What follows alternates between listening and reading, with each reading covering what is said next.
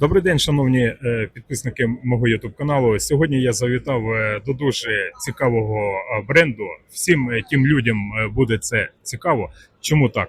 Тому що та людина, яка займається карповою ловлею, вона буде зацікавлена. І так, сьогодні я завітав до словацького відомого бренду Lodki.sk.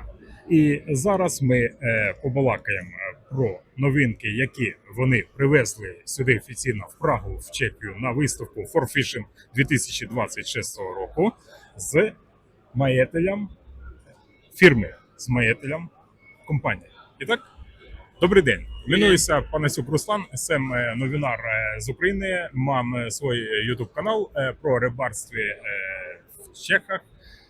А хотів би zapýtať na nejaké otázky môžem promluviť?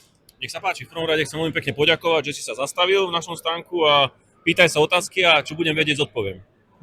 Добре, але промітьте, мам проблему зі словацьким. Просим, мовте помалу, не так рихло, це би, якоби я попитав добре. Йо-йо.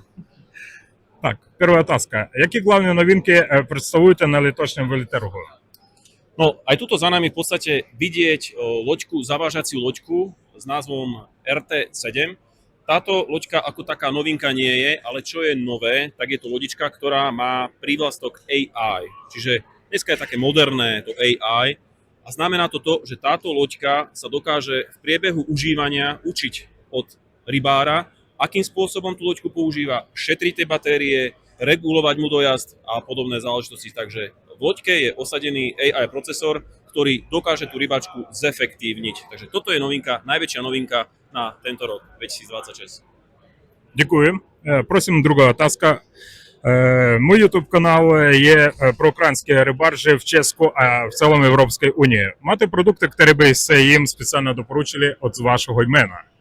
Samozrejme, tak je to buď táto lodička, ale o tej sme si už niečo povedali. A druhá taká novinka je toto rozmetadlo. Hej. Po anglicky je to bite spreader a je to mechanická verzia, to znamená, neobsahuje to žiadny motor, žiadne batérie. Je to klasický hodinový systém, ako hodinky.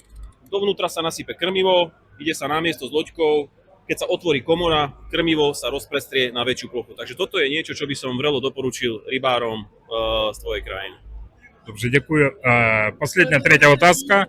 Де си можуть наші диватися покупити ваші продукти? Мати e-shop неба дистриб'ютора? Просим. Máme aj obchod na Slovensku, fyzicky vo Zvolene, mesto Zvolen na Slovensku, ale takisto si môžu zákazníci všetko zakúpiť na stránke www.loďky.sk. Dobrze, дякую. Як очікуєте в Чехах Петров Здар? Petrov Zdár, ďakujem krásne. Ahoj. Ahoj, čau, čau.